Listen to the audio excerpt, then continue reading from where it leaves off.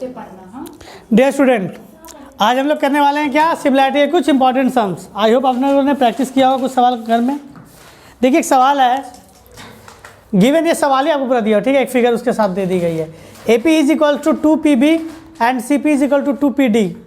Prove that ACP and BDP are similar and AC parallel to BD। If AC equal to 4.5 centimetre, calculate the length of BD। ये सारी चीज़ें दी गई है। अगर मैं इसको सॉल्व करूं,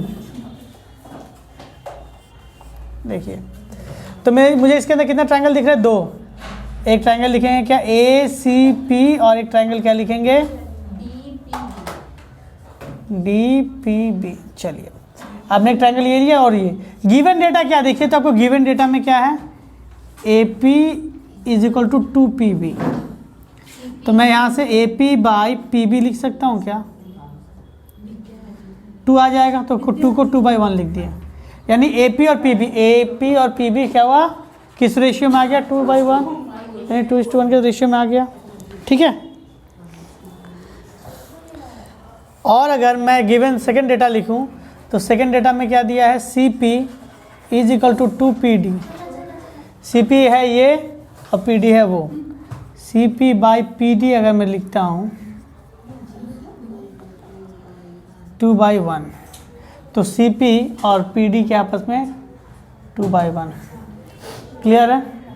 और ध्यान से आप देखेंगे तो आपको दिख रहा होगा ये एंगल और ये एंगल आपस में क्या है, इक्वल। क्यों? Vertically opposite angle. तो लिख सकते हैं इस ट्रायंगल के अंदर क्या होगा, angle APC is equal to angle PDB, P नहीं होगा, DPB होगा। तो आपने क्या देखा, इसका साइड एंगल साइड, इसका भी क्या है, साइड एंगल साइड। तो मैं यहाँ पे एग्जाम लगाऊं तो कौन सा एग्जाम लग रहा है, by exam side angle side. देखो ट्रायंगल लिखने का तरीका मैंने बताया है, एक ट्रायंगल आराम से लिख दो ACP। अब उसके बाद देखो इसके P का एंगल इसके P के एंगल के बराबर है, तो जहाँ P होगा वहाँ पे P लिख दिए, ठीक है। अब देखो A से P सिंगल स्ट्रोक था, A से P सिंगल स्ट्रोक, A से P आपका सिंगल स्ट्रोक था, यहाँ पे सिंगल स्ट्रोक क्या, P से B, यानी P इधर है तो B क्या होगा, इधर होना चाहिए, आया ना। अब देखिए B और P हो गया तो यहाँ पे क्या लिखेंगे, D। अब ध्यान से देखिए आपको क्या प्रूव करने के लिए कहा गया था, ACP BDP के सिमिलर, हाँ प्रूव हो गया, आया ना। अब ये अगर प्रूव हो गया तो यहाँ पे एक डेटा निकाल पाइएगा आप इससे। देखिए फर्स्ट पार्ट आपका प्रूव हो चुका। अब इसके अंदर सेकंड पार्ट क्वेश्चन क्या, AC BD के पैरेलल होगा। देखो हमेशा ऐसा नहीं हो सकता, यहाँ पे ऐसा क्यों हो रहा है, देखिएगा अगर मैं बाई यूजिंग लिखेंगे, यहाँ पे हो गया बाई CP। देखिए पहले क्या लिखते थे, CPCD लिखते थे, corresponding part of congruent triangle. अब यहाँ पे लिखेंगे क्या, corresponding part of similar triangle, CPST, congruent part of similar triangle. अगर सिमिलैरिटी मैंने क्या बताया, साइड की रेशियो सेम होती है, एंगल की वैल्यू सेम होती है। अगर आप ये दोनों ट्रायंगल को सिमिलर देखेंगे, इससे मैंने इससे क्या कहा था आपको, एंगल A किसके बराबर होगा, एंगल B। तो मैं लिख सकता हूँ angle A is equal to क्या होगा, एंगल B। और ये ध्यान से देखिए तो आपको कैसा एंगल दिख रहा होगा, Z वाला एंगल दिख रहा है क्या, देखो तो अल्टरनेटिव एंगल मैं बगल में लिख सकता हूँ, अल्टरनेटिव एंगल। सो मैं लिख सकता हूँ कि AC पैरेलल टू क्या हो जाएगा, BD। ये दोनों लाइन आपस में क्या हो गई, पैरेलल। ये पहला वाला का आंसर हो गया, डन। अब देखिए सवाल आपको सेकेंड पार्ट में क्या कहा है, कह रहा है कि AC की वैल्यू 4.5 सेंटीमीटर, BD निकालो। आपको क्या दिया है, AC मीन A से लेके C की वैल्यू। आप अगर इन दोनों ट्रायंगल, इस ट्रायंगल से लिखेंगे वही बाई CPST, वही सेम लगेगा, बाई CPST। मैंने क्या कहा था, कॉन्ग्रुएंट ट्रायंगल कैसे लिखते हैं इसको, सिमिलरिटी को, AC बाई इसका AC तो इसका BD, इसका CP और इसका क्या होगा, DP, CP और इसका DP, और इसका क्या होगा, AP, ये इसका BP, आया ना। मुझे किसकी वैल्यू निकालने के लिए कहा गया है, BD की वैल्यू निकालने के लिए कहा गया है, इसकी वैल्यू पता है, ठीक है। अब देखो मुझे क्या डेटा दिया है, मुझे क्या CP बाई DP की वैल्यू पता है, हाँ सर CP बाई DP की वैल्यू पता है 2:1। तो मैं इन दोनों पार्ट को निकाल लेता हूँ। सो मैं लिख सकता हूँ A C by B D is equal to C P by D P, हाँ या ना? तो C P by D P की जगह पे क्या लिख सकते हैं, 2/1। तो मैं इसके जगह पे लिखूँगा ए सी की वैल्यू कितनी बता दी गई है, 4.5। 4.5 ये हो जाएगा बी डी, ये हो जाएगा 2/1। अब मैं बी डी उधर भेजता हूँ, 2 इधर भेजता हूँ, तो क्या हो जाएगा 4.5/2 is equal to B D. तो डिवाइड करेंगे तो हो जाएगा 2.25, ये हो जाएगी बी डी की वैल्यू। तो आप इसको यूनिट के साथ कैसे लिखेंगे, B D is equal to 2.25 centimetre. थोड़ा आंसर चेक कर लीजिएगा। तो हम लोगों ने सेकेंड पार्ट भी कर लिया। ये तो आंसर चेक कर लीजिए, फिर नोट करने के लिए कह दें। हाँ, नोट कर लीजिए, आंसर सही है।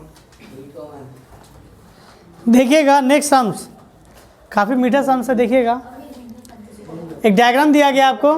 इस डायग्राम देखिए गिवन क्या है, if P Q R and P R S, इधर ध्यान दीजिएगा, बहुत इंपॉर्टेंट है।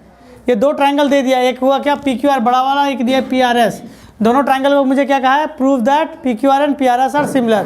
पहला बात ये है कि आपको सिमिलर प्रूव करने के लिए दिया, बहुत फिर गिवन डेटा पे काम करने के लिए बोला है। तो मतलब गिवन डेटा तो आपका CPST से हो जाएगा मेरा काम। पहले प्रूव कैसे करेंगे, देखिए कभी भी इस तरह का सवाल जो आपको आता है जहाँ पे एक बड़ा ट्रायंगल है और एक उसी के अंदर एक छोटा सा पोर्शन कहा गया उसके साथ सिमिलर करने के लिए, देखिए हम लोग इसमें बहुत ज़्यादा कंफ्यूज हो जाते हैं। तो सबसे बेस्ट पार्ट ये होगा कि आप इसको क्या करेंगे, वहाँ पे रफ में आप उसको अलग करके दिखा दीजिए, अब पूरा अलग करके दिखाइए। तो मैं इसको सॉल्व कैसे करता हूँ, देखिएगा। मैं इस ट्रायंगल को इस तरह बनाता हूँ, उसी शेप में बनाइएगा, ठीक है, जिस तरह दिया है उसी तरह बनाइएगा। तो ये हो गया P, ये है Q, ये हो गया R और ये एंगल Q, ठीक है। और एक मुझे क्या दिया है,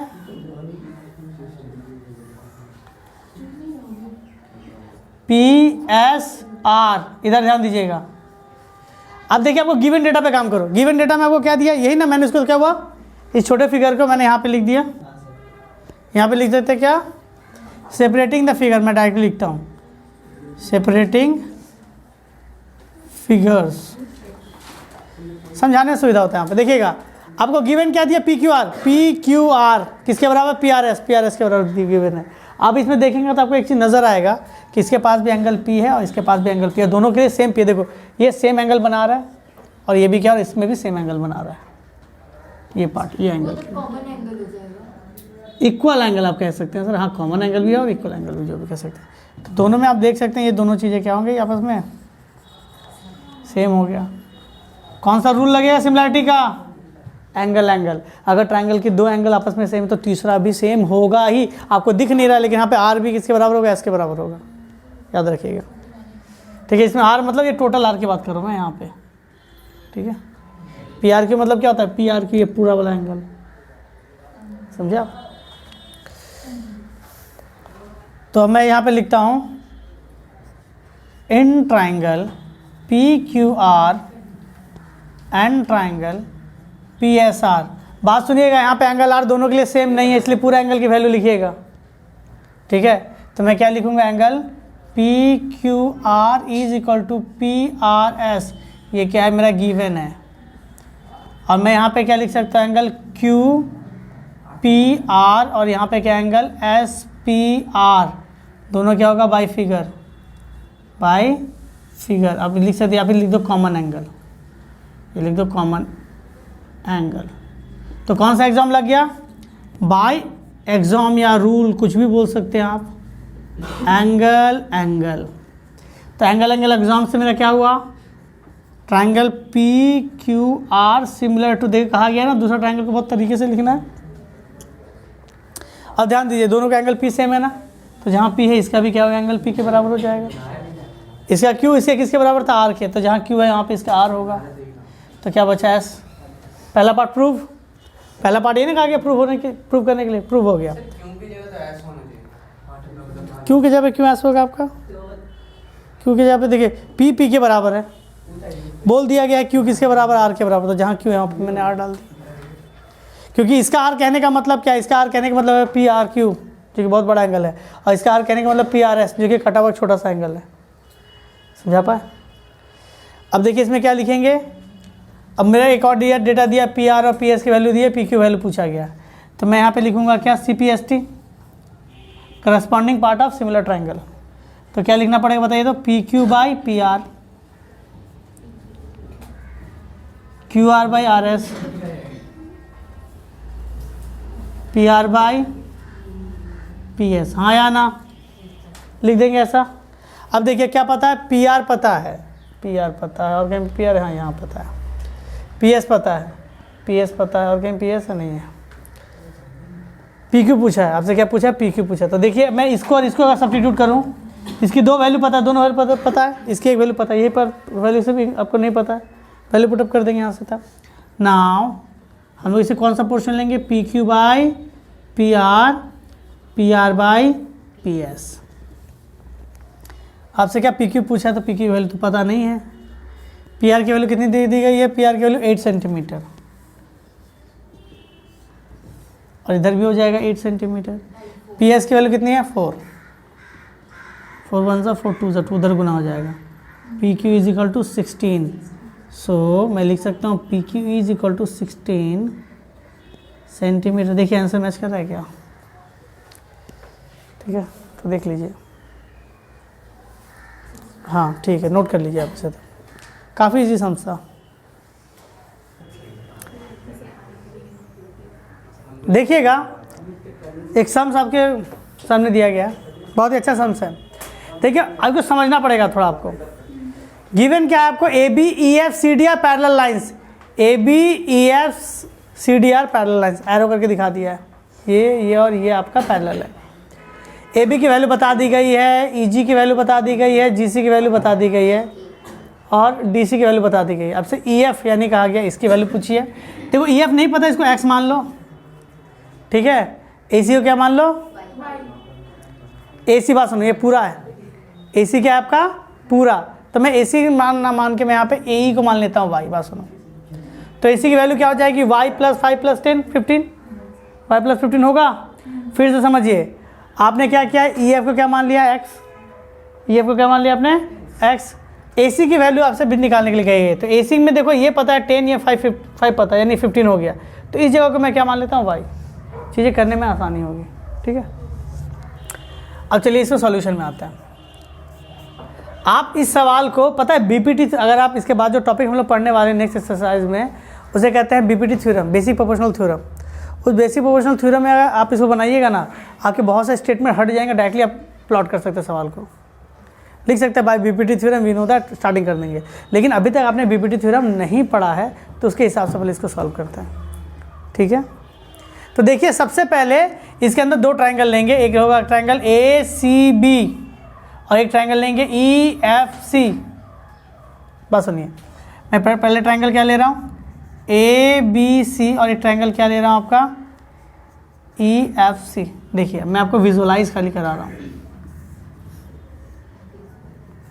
ये पैरेलल है, ये तो ये था ए, ये है बी, ये है ई, ये है एफ, और ये हो गया आपका सी, ठीक है। आपको एक बड़ा ट्रायंगल एक छोटा ट्रायंगल देखना है, हाँ या ना। आप देखिए पैरेलल लाइन है, तो आप कह सकते हैं this angle equal to this angle. क्यों, ये कौन सा एंगल था बता सकते हैं आप लोग, कौन सा प्रॉपर्टी लाइन का है, दो पैरेलल लाइन अगर ऐसे काटते हैं तो ये दोनों एंगल आपस में सेम होते हैं, कौन सा एंगल था, करस्पॉन्डिंग एंगल। और ये एंगल आपका किसके बराबर होगा, इसका सेम करस्पॉन्डिंग एंगल। और ये लाइन, ये प्रॉपर्टी सिर्फ पैरेलल लाइंस के लिए, तो मैं इसमें लिख सकता हूँ angle A is equal to angle E, angle B is equal to angle F, या फिर आप डायरेक्टली लिखते हैं एंगल सी, दोनों में कॉमन है, वैसे भी कर सकते थे, ठीक है। और यहाँ ब्रैकेट में यहाँ पे क्या लिख दे रहे हैं, करस्पॉन्डिंग एंगल, क्या लिखते हैं, करस्पॉन्डिंग एंगल, करस्पॉन्डिंग एंगल। तो आप क्या लिखेंगे, triangle A B C similar किसके होगा। देखिए बहुत ही शॉर्ट और क्रिस्प वे में आपको बता रहा हूँ, ठीक है। अब ध्यान से देखिए, एंगल ए की जगह पे ई हो जाएगा, बी की जगह पे क्या होगा, एफ हो जाएगा, ई एफ बचा क्या, सी। अगर इसमें मैं यूज़ करूँ आपका प्रॉपर्टी लगा दूँ सही से, तो मैं क्या लिख सकता हूँ, A B by E F, A B by E F, B C by F C, A C by इसी लिख सकते हैं, हाँ या ना? यहाँ तक क्लियर है? अब थोड़ा देखिए वैल्यू को, डेटा क्या पता है आपको? ए बी की वैल्यू पता है? हाँ पता है। ई एफ की वैल्यू ई से नहीं पता, ये एक्स माना गया है। मैं इसको बगल में जस्ट लिख रहा हूँ, ये नोन है और ये एक्स है। बी सी की वैल्यू पता है? हाँ बी सी की वैल्यू सर नहीं पता है, अननोन है। एफ सी की वैल्यू अननोन है। ए सी की वैल्यू वाई प्लस 15 हो जाएगा थोड़ा थोड़ा, इसमें एक वेरिएबल इधर है, हाँ, और इसमें एक वेरिएबल वाई है। ई सी क्या है आपका? ई सी 15, ये नोन वैल्यू है। तो देखिए इसको सॉल्व करेंगे तो एक्स वाई में एक रिलेशन आ जाएगा, हाँ या ना? इसको मैं मान लेता हूँ फर्स्ट इक्वेशन, या इक्वेशन नहीं, मैं इसको मानता हूँ फर्स्ट प्रॉपर्टी, जो भी हुआ। अब हम लोग क्या लेंगे? देखो इसका यूज़ नहीं हो रहा है, इसकी वैल्यू पता है, इसकी वैल्यू पता है। यहाँ पे एक्स में आ रहा है कुछ टर्म, इसमें कुछ वाई टर्म में आएगा, ठीक है? जस्ट मैं आपको रफली समझा रहा हूँ। अब हम लोग क्या लेंगे? दो और ट्रायंगल लेंगे। कौन सा दो ट्रायंगल लेंगे? आप अगर इस ट्रायंगल को देखें, इस तरह का ट्रायंगल हम लोग अभी तो थोड़ा पहले, मतलब पहला क्लास से हम लोग इस तरह की चीज़ों को सॉल्व कर रहे हैं। यही ना आपका, एक छोटा और एक बड़ा। ध्यान से देखिए, ये है ई एफ जी सी डी, हाँ या ना? और जिसमें ये पता है पैरेलल है। जब चीज़ें पैरेलल होती है तो मुझे पता है ये एंगल किसके बराबर है, ये क्यों? जेड वाला एंगल है, अल्टरनेटिव एंगल। ये एंगल इसके वर्टिकली अपोजिट एंगल, तीसरा वाला भी अल्टरनेटिव हो सकता था। तो दो एंगल तो मैंने ऐसे प्रूफ करा दिया। तो यहाँ पे लिखेंगे in triangle E F G and triangle G D C, ठीक है? तो देखिए इसका एंगल एफ, इसका एंगल किसके बराबर होगा? D, alternative angle. क्या है? Alternative angle. पैरेलल लाइन था इसीलिए पॉसिबल हो पाया। जेड वाला एंगल पता ना, जेड वाला एंगल आपका अल्टरनेटिव एंगल होता है। अगर ये और ये लाइन आपस में क्या हो गई? देखिए अगर दो लाइन ऐसे कट रहा हो, ये दोनों लाइनें अगर पैरेलल होंगी तो जेड जहाँ पे भी दिखता है जेड वाला एंगल क्या होता है? सेम, चाहे सीधा जेड हो चाहे उल्टा जेड हो। तो एंगल एफ किसके बराबर? Angle D, alternative. Angle G किसके बराबर होगा? एंगल जी, क्यों? Vertically opposite angle. तो मैं लिख सकता हूँ सो ट्रायंगल, अच्छा इसमें मैं लिख दूँ ना, एंगल लिख देते बगल में, इससे पता चल जाएगा एंगल एग्जाम लगा है। यहाँ पर भी कौन सा एग्जाम लगेगा? एंगल। तो मैं लिख सकता हूँ triangle E F G similar to, देखिए एंगल एफ के जगह पे डी है, तो जहाँ एफ होगा वहाँ पे डी होगा, जहाँ जी होगा वहाँ पे जी होगा। तो डी और जी तो हो गया, बचा क्या? सी, तो सी आगे हो जाएगा। अब यहाँ पे अगर सी पी एस टी लगाएंगे तो मैं लिख सकता हूँ देयरफॉर, थोड़ी बड़ी इंग्लिश आती है उसी का यूज़ कर लेंगे, E F by C D, F G by D G, और होगा ई जी बाई सी जी, हाँ या ना? अब देखो ई एफ क्या है? एक्स, क्या? इधर देखिएगा, ई एफ क्या है आपका? एक्स। सी डी क्या है? नोन वैल्यू है, ठीक है? एफ जी पता नहीं, टी जी पता नहीं, ई जी क्या है आपका? ई जी क्या है? नोन वैल्यू है। सी जी क्या है आपका? Known value. ध्यान से देखिए, नोन एक्स, और ये सी डी क्या था आपका? नोन, ये भी नोन है। ध्यान से देखते हैं तो 4 टर्म में 3 टर्म पूरा नोन है, एक में वेरिएबल है। तो यहाँ से सॉल्व करके एक वेरिएबल की वैल्यू आ जाएगी, और ये वैल्यू इसके अंदर पुटअप करेंगे तो क्या दूसरा वेरिएबल आ जाएगा, हाँ या ना? समझ पाए सवाल कैसे बनेगा? इसको मानते हैं 2। समझ आया क्या वो प्रोसेस? By equation 2। देखिए पूरा समझ के हम लोग बना रहे हैं, एक एक टॉपिक को समझ के। मैं तो कह रहा हूँ अगर आप लोग बीपीटी का यूज़ करेंगे, बीपीटी थ्योरम, ये पूरा स्टेटमेंट लगेगा नहीं, डायरेक्टली आप ये लिखेंगे और ये लिखेंगे, ये लिखेंगे, ये लिखेंगे, आपका 4 लाइन में होगा। तो बेसिक तो समझिएगा ना पहले। आप लोग बाइक चलाते ही होंगे, तो बाइक में क्या होता है? पिताजी कैसे समझाते हैं, फ्रेंड लोग कैसे समझाते हैं? देखो ये क्लच है, ये ब्रेक है, क्लच छोड़ना धीरे धीरे करके, धीरे क्लच छोड़ना, ब्रेक को हल्का हल्का छोड़ना है, क्लच को धीरे धीरे छोड़ना है, रेस देना है। सिखाते हैं कि नहीं? जब स्टार्टिंग में बहुत सारी गलतियां करते हो, जब सीख जाते हो नहीं होता, पहले क्या करता है, एक बार में हम रेस छोड़ देते हैं, गाड़ी धुएं की तरफ निकल गया, या अचानक से ब्रेक मार दिया तो गाड़ी स्कीड कर गया, ठीक है? अब बात सुनिए, तो ये सब क्या ट्यूटोरियल होता है आपका 15 दिन 20 दिन का। लेकिन आप बहुत तकलीफ होता है कि सर कैसे याद, मतलब कैसे कोई आदमी याद करेगा, क्लच है, ब्रेक है, तो रास्ता भी देखना, रास्ता से ध्यान भी नहीं हटना चाहिए।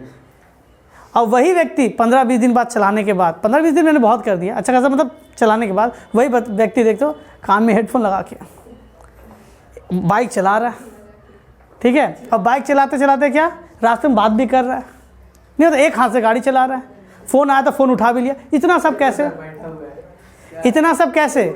ये हुआ प्रैक्टिस से। आपको सारी चीज़ें पता हो गई, अब अपने आप यूज़ होगा। आपको ये सारी चीज़ें भी हार्ड इसलिए लग रही है क्योंकि मैंने पूरा स्टेटमेंट के साथ लिखा है।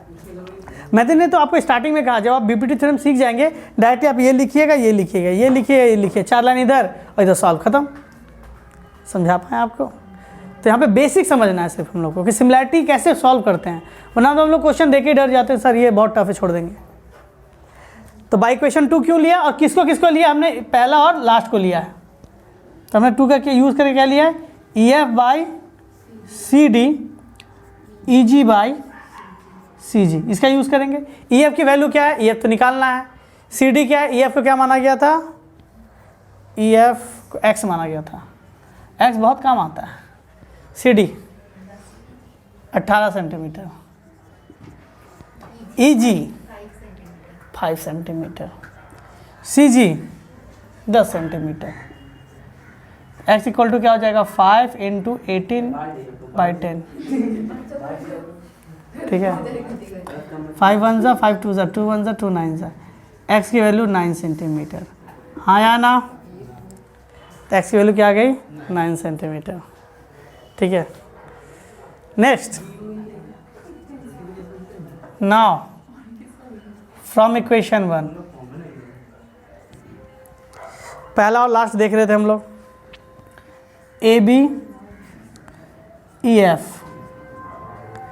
AC EC। AB को क्या लिखेंगे? 15 सेंटीमीटर। EF को क्या लिखेंगे? EF को X लिख सकते थे ना, X की वैल्यू पता है हमें 9 सेंटीमीटर, तो पहले X लिख देते हैं। AC की वैल्यू क्या होगी? AC, बात सुनिए, AC की वैल्यू क्या है? A से लेके C तक, तो y + 5 + 10, देखो ध्यान से क्या हो जाएगा? y + 5 + 10 पूरा आ जाएगा वैल्यू। EC क्या था आपका? EC आपका 5 + 10। चलिए X की वैल्यू पुटअप कर देंगे यहाँ पे, ब्रैकेट में लिख देना यहाँ पे कि since X is equal to क्या था आपका? 9 सेंटीमीटर। 15/9, ये जोड़ेंगे तो कितना हो जाएगा? y + 15/15, क्रॉस मल्टीप्लाई, तो 9 × y + 15 और ये हो जाएगा 15 × 15, 9y, ये हो जाएगा 105, सॉरी 135, ये हो जाएगा 225। अब कैलकुलेशन आप शॉर्ट से करें या लॉन्ग से करें, आपका मन क्या जाए? 0 9 और तो कुछ नहीं, 9y, तो y की वैल्यू क्या हो गई? 10। आंसर थोड़ा देख लीजिएगा, x की वैल्यू कितनी आ गई? 9 सेंटीमीटर, y की वैल्यू हो गई 10 सेंटीमीटर। अब देखो पूछा क्या था आपसे? EF, तो EF था x, EF क्या था? x, और x की वैल्यू थी 9 सेंटीमीटर। और क्या पूछा था? AC की वैल्यू क्या थी? y + 15, it means 10 + 15, it means 25 centimetre. ये हो गया रिक्वायर्ड आंसर। देखिए आंसर मैच किया है क्या? ठीक है, नोट कर लीजिए, आंसर सही है। चलिए देखिएगा, ये सवाल एग्जाम में आया हुआ कह सकते हैं, तो बहुत इंपॉर्टेंट है, आप लोग का प्री बोर्ड्स में इस समय आ सकता है। देखिएगा सवाल क्या करेंगे? Given figure angle A = 90 degree and AD is perpendicular on BC। Perpendicular गिरा यानी 90 डिग्री होगा। बात सुनिएगा, परपेंडिकुलर गिरा मतलब क्या होगा? 90 डिग्री होगा। अब आपको कुछ दे दिया गया, BD की वैल्यू पता है, CD की वैल्यू पता है, AD की वैल्यू पता है, ठीक है। अब सॉरी AD की वैल्यू निकालनी है। अब इस ट्रायंगल को सॉल्व करने के लिए, इस क्वेश्चन को सॉल्व करने के लिए इस फिगर को 3 हिस्सों में बांटेंगे। इस फिगर को कितने हिस्सों में बांटेंगे? 3। देखिएगा, समझिएगा थोड़ा, ये आपका फिगर है A B सी इस जगह पे 90 डिग्री, हाँ या ना। अब इसके साथ में ये वाला फिगर बना रहा है, ये क्या हो जाएगा, मैं इसको अगर बनाऊं तो ए बी डी, ये 90 डिग्री, और इधर वाले को बनाऊं तो क्या हो जाएगा, ए डी सी, और ये परपेंडिकुलर गिरा था तो इधर भी क्या होगा, 90 डिग्री ही होगा। देखो हमें जो काम है ना कि इन दो ट्रायंगल को सिमिलर करना है, हमारा काम क्या है, इन दो छोटे ट्रायंगल को क्या करना है, ए बी डी और ए सी डी को सिमिलर करना है, लेकिन ये पॉसिबल नहीं है, ये आप डायरेक्टली पॉसिबल नहीं आपके लिए कि इन दोनों ट्रायंगल को सिमिलर प्रूव करना है। तो सबसे पहले क्या करते हैं, एक बड़ा ट्रायंगल के साथ किसी भी एक छोटे ट्रायंगल को ले लेते हैं। तो सबसे पहले क्या लिखेंगे, ये बाय नहीं, in triangle A B D, एक छोटा वाला ट्रायंगल लिया ए बी डी मैंने, ठीक है, उसके साथ मैं ले लेता हूँ किसको, A B C, an triangle A B C, ठीक है। अब ध्यान दीजिएगा, हाँ ए बी सी बड़ा वाला ट्रायंगल। अच्छा मैं इसको लिख सकता हूँ, क्लास बंद कर दें, पढ़ने दीजिए। ए बी डी के अंदर ध्यान से देखिएगा, तो एंगल ए आपका 90 डिग्री, एंगल ए क्या है आपका 90 डिग्री, और ए बी डी के अंदर क्या एंगल डी क्या आपका 90 डिग्री, ठीक है। अब आप ध्यान से देखिएगा, इसके अंदर एंगल बी जो है और इसका एंगल बी सेम कोई दिखा रहा है, तो मैं लिख सकता हूँ एंगल ए बी सी और इसका angle A B D equal, ये क्या लिखेंगे, कॉमन एंगल, क्या लिखेंगे इसे, कॉमन एंगल। तो आपने एग्जाम क्या लगाया, एंगल एंगल, तो मैं लिख सकता हूँ triangle A B D similar होगा। अब देखो कैसे लिखते थे, एंगल ए के जगह पे डी लिखना है, तो जहाँ ए है वहाँ पे क्या लिख देंगे डी, ठीक है। अब ध्यान से देखोगे तो यहाँ पे क्या है, आपका एंगल बी दोनों में सेम है, तो जहाँ बी है वहाँ पे बी लिखेंगे, तो डी बी के साथ क्या बचा ए, ये आपका हुआ इक्वेशन 1, ठीक है। तो पहले मैंने इस ट्रायंगल के साथ इस ट्रायंगल को सिमिलर किया, हाँ या ना, ठीक है। अब यहाँ पे रुकेंगे नहीं, अब हम लोग क्या करेंगे, इस ट्रायंगल के साथ इसको सिमिलर कराएंगे, क्योंकि हमारा मेन या प्राइमरी फोकस क्या है, इन दोनों ट्रायंगल को आपस में सिमिलर कराना, ठीक है, ये दो ट्रायंगल को सिमिलर करना। लेकिन डेटा इतना नहीं है कि इन दोनों को, इतना डेटा सफिशिएंट नहीं है कि दो ट्रायंगल को सिमिलर कर सके, तो हम लोग इसके साथ इसको सिमिलर करते हैं। अब क्या करेंगे, इसके साथ इसको सिमिलर करेंगे, तो अब लिखते हैं यहाँ पे क्या, इसको मिटाते रहे, यहाँ पे in triangle A B C and triangle A D C, देखो इसका एंगल ए 90 डिग्री है, इसका एंगल डी 90 डिग्री, हाँ या ना, ठीक है। अच्छा ध्यान से देखो, इन दोनों में एंगल सी सेम ही एंगल को दिखा रहा है ना, ठीक है। तो मैं क्या लिखूंगा, angle A C B angle A C D के बराबर होगा, और लिख देंगे कॉमन एंगल, क्या लिख देंगे, कॉमन एंगल। अब ध्यान से देखिए, तो यहाँ पे कौन सा एग्जाम लगेगा, यहाँ पर भी लगा एंगल एंगल, क्यों, दो ट्रायंगल का आपने दो एंगल को आपस में इक्वेट किया, तो सिमिलरिटी तो प्रूफ हो जाएगी। तो मैं क्या लिखूंगा, triangle A B C similar to triangle. अब बात सुनो, एंगल ए के जगह पे एंगल डी होगा, तो जहाँ ए है वहाँ पे डी हो जाएगा। इसमें था क्या, एंगल सी और इसका एंगल सी सेम है, तो सी लास्ट में, तो सी इधर है, तो बचा क्या ए, हाँ या ना, समझा पाए कैसे लिखना है, ये हो गया 2। अब बात सुनिएगा, तो यहाँ तक क्लियर हो गया। अब इसे थोड़ा ध्यान दीजिएगा, आपने क्या निकाला, तो मैं मिटा रहा हूँ उसे,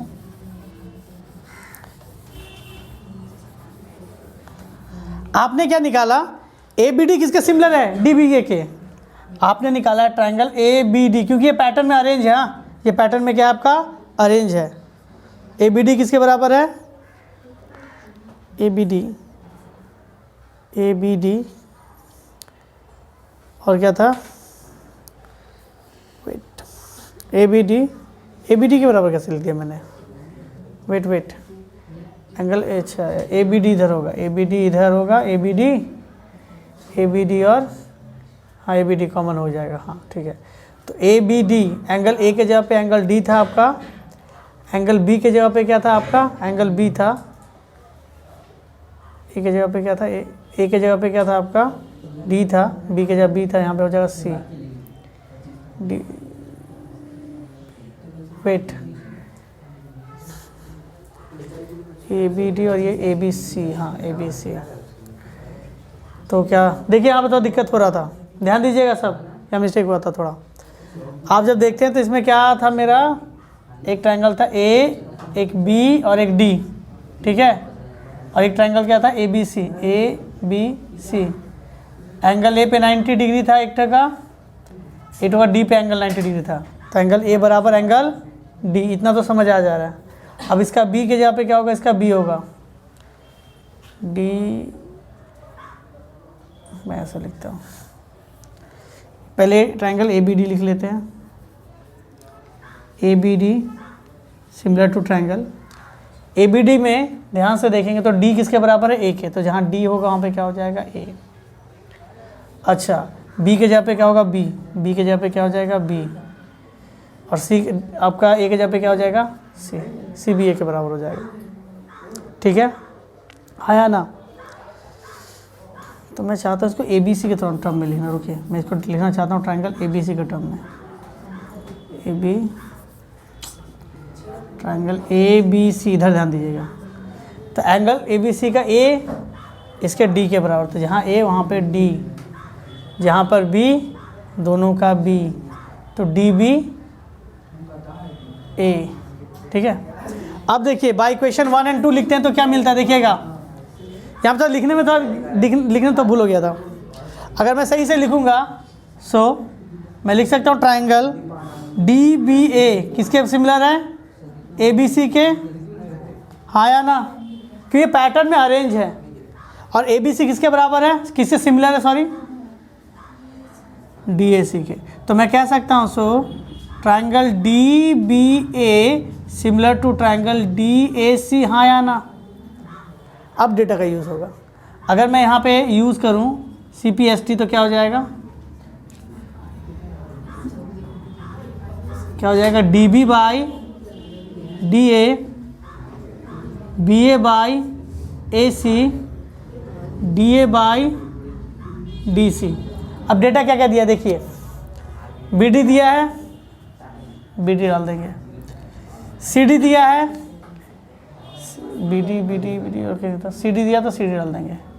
आपसे क्या पूछा, ए डी, ये ना ए डी पूछा, इसके पास भी ए डी है, इसके पास भी ए डी है, तो इसका यूज़ करेंगे तो क्या हो जाएगा D B by D A by D C, तो D A into D A क्या हो जाएगा डी ए का स्क्वायर, और ये हो जाएगा D B into D C. D B की वैल्यू कितनी थी, डी बी की बी डी की वैल्यू 2 सेंटीमीटर, और डी सी की वैल्यू कितनी है आपकी 8 सेंटीमीटर, यानी 16 सेंटीमीटर। तो डी, अच्छा मैं 16 को लिख सकता हूँ 4 का स्क्वायर, तो मैं लिख सकता हूँ कि डी ए की वैल्यू क्या हो गई 4 सेंटीमीटर। अब डी ए लिखो चाहे इसको ए डी लिखो, hence A D is equal to 4 centimetre, A C की वैल्यू कितनी हो गई 4 सेंटीमीटर। नोट डाउन कर लीजिए, ये काफ़ी अच्छा सवाल है और एग्जाम में आया हुआ सवाल है, बहुत जगह पे आता है, नोट कर लीजिए। और इस वीडियो में इतने रख रहे, ठीक है।